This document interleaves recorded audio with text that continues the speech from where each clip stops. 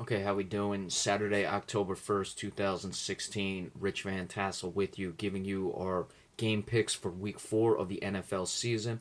Also recording audio for WBJL and YesU as well. We're starting first with the game in London. It's a 9:30 a.m. start time between the Indianapolis Colts and the Jacksonville Jaguars. The injuries for the visiting in quotes because the game's in London, no Indianapolis Colts. Jonathan Harrison, center out. Philip Dorsett, wide receiver, questionable. Darius Butler, cornerback out. Denzel Good, offensive tackle. Joe Reitz, guard, questionable. For the Jacksonville Jaguars, Julius Thomas, tight end. Dan Skuda, linebacker, are questionable. Jared Odrick, defensive lineman, is out.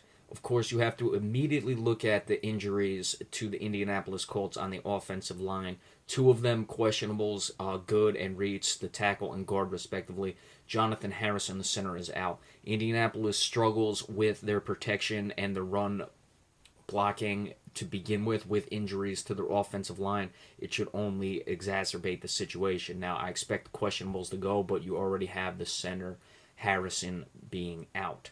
The Jacksonville Jaguars have been disappointing thus far this season. I'm surprised they haven't been able to get a win yet. This was supposed to be a year where they really improved, moved forward, and took a next step, especially in that division, which is up for grabs, and they have not been able to do so as of yet. A lot of inconsistent play in the running game between TJ Yeldon and Chris Ivory. Now, Ivory's been hurt. Let's see if he can start to establish that. Both teams have to travel. Of course, I don't like the London games. I've made myself clear on that fact before. But both teams are making the travels, so it affects them equally as much. In this game, Indianapolis was able to get the big win against San Diego last Sunday. I expect them to continue and really strive to make the push right now. And Jacksonville is going to be 0-4 and very surprising in that regard because a lot were expecting more of that team, as was I, going into this season. Next up, the Seattle Seahawks are traveling to New York to play the Jets. Of course, we've talked about the West Coast to East Coast travel when you have to play the early 1 o'clock game. We'll see how that affects the Seahawks. The injuries first for the visiting Seahawks, all listed as questionable. C.J. Prosey, the running back. Nick Vannett, tight end. Jimmy Graham, tight end. Jerron Reed, defensive tackle. Mike Morgan, linebacker. For the New York Jets, Lawrence Thomas, the defensive end, is on injury reserve. Eric Decker, the wide receiver, is out. Ryan Clady, offensive tackle, questionable. Bryce Petty, a quarterback, but a backup quarterback, is out. And Bruce Carter, the linebacker, is questionable. Seattle, Russell Wilson, it looks like he's going to play. We did the injury report a few days ago talking about that. They finally got their offense rolling against the San Francisco 49ers. Of course, a lot of that has to do with time of possession and being able to have the ball a lot more. But hey, you take it when you can get it when your offense is struggling the way they were. The New York Jets had a horrible game against the Seattle Seahawks, or against the Kansas City Chiefs last week, where they just turned the ball over like it was going out of style. Ryan Fitzpatrick really struggled, and he's going up against another very good secondary in this game, and he does not have the benefit of Eric Decker at one of the wide receiver spots, so a lot is going to be placed on Brandon Marshall. You'd expect Richard Sherman to shadow Brandon Marshall everywhere on the field, and of course, Richard Sherman doesn't need help to begin with any wide receiver in the league for the most part. And if the Seattle so chooses, they can double team Brandon Marshall and really put things in the hands of Ryan Fitzpatrick and make it very difficult for the New York Jets. Against my better judgment, I am actually going to pick the New York Jets despite of everything I just said. We've seen how the West Coast to East Coast travel has affected teams, most notably the Arizona Cardinals last week when they played the Buffalo Bills. And I think the Jets, after that embarrassment last week, are going to come out with something to prove. They don't want to be 1-3, as no team in the league would want to be, unless you're 0-3 trying to win. But they really need this to get their season going and to make strides to certainly keep pace with the New England Patriots. I like the score being 21-20 late for the New York Jets. Of course, I forgot to give a score for the Indianapolis-Jacksonville game. That will be 24-20 in favor of the Colts. Next up, the Tennessee Titans are traveling to Houston to play the Texans. The Titans 1-2, the Texans 2-1. The injuries for the visiting Tennessee Titans: Byron Bell, offensive tackle, is on injury reserve. Denardus Searcy, safety, out. Delaney Walker, tight end, questionable. Cody Riggs, cornerback, out. Nate Palmer, linebacker, questionable. For the Houston Texans, of course, J.J. Watt is now on injury reserve. He's not going to be playing. Steven Anderson, tight end. Dwayne Brown, offensive tackle, out. Brian Cushing, linebacker, and Quentin Demps, safety, are questionable. Injuries on the defensive side are very critical for the Houston Texans. Of course, anytime you take J.J. Watt off the field, you're going to have a big-time problem. A lot's going to be placed on guys like Jadeveon Clowney. Can he step up in J.J. Watt's absence? And, of course, Whitney Merciless on the other side. Brian Cushing, the linebacker, is questionable. I expect questionables to go, but certainly if he can't, that's going to be a problem. And Quentin Demps, the safety.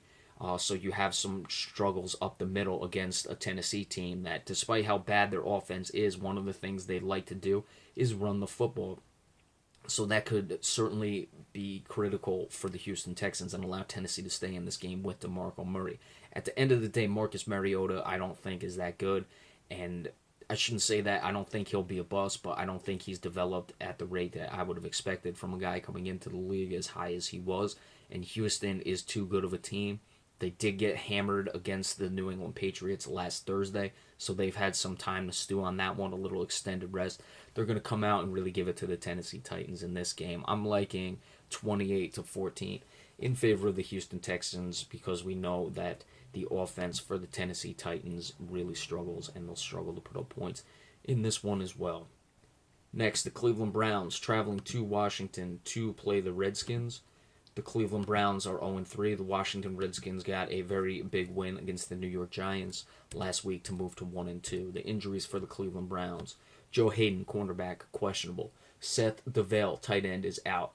Tremont Williams, defensive back, doubtful. Nate Orchard, linebacker. Josh Gordon, wide receiver, are out. Josh Gordon, I don't even think is on the team anymore. I don't know if he's been cut yet, but there's been news that he is on his way out. But as of right now, he's listed on the injury report. For the Washington Redskins, serious injuries to this team. Guys who are out: Bashar Breeland, cornerback; Sean Laval, guard; and Deshaun Phillips, cornerback. Questionables: Trent Murphy, defensive end; Kendall Reyes, defensive end. Now, Cleveland does not scare you in the passing game, so the injuries to their two cornerbacks of the Washington Redskins, Breeland, of course, and Deshaun Phillips, who's more of a nickel guy. Breeland starts opposite of Josh Norman. I don't think is going to hurt Washington too much.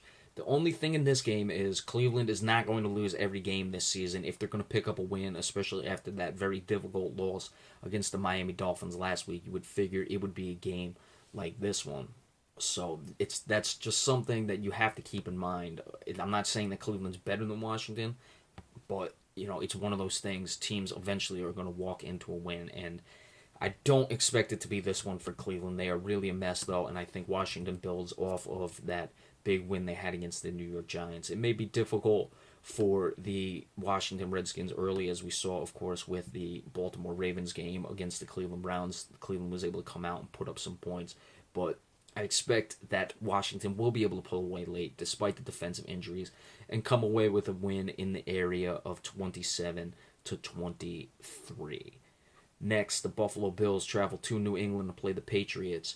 1-2 is Buffalo. New England Patriots 3-0. Injuries for the visiting Bills: Patrick Lewis, center, out. Colt Anderson, safety, questionable. Ronald Darby, cornerback, questionable. Phillip Thomas, safety, injury reserve.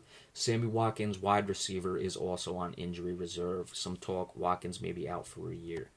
For the Patriots, Dion Lewis, running back, out. The rest are questionables: Jimmy Garoppolo, quarterback; Jacoby Brissett, quarterback; Ron Gronkowski, tight end; and Dante Hightower, linebacker. Now, one of those quarterbacks you would hope is able to go, so Julian Edelman is not taking the snaps for the New England Patriots. Buffalo had that nice win against Arizona.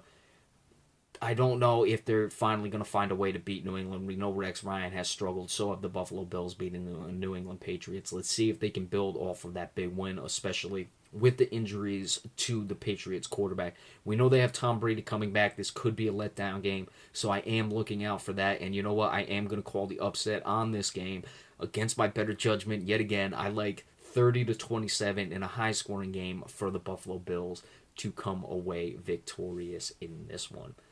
All right, so we will come back in just a little bit. Of course, give you the part 2 of the game picks for this one, so be sure to stay tuned for that. Thank you.